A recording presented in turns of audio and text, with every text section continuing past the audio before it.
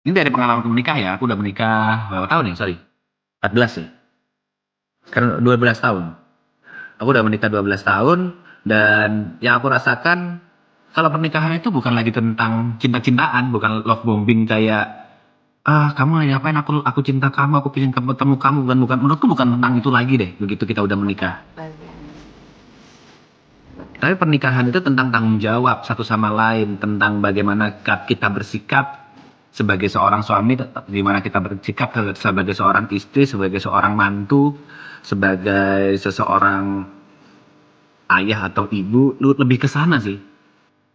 Arahnya udah ke sana.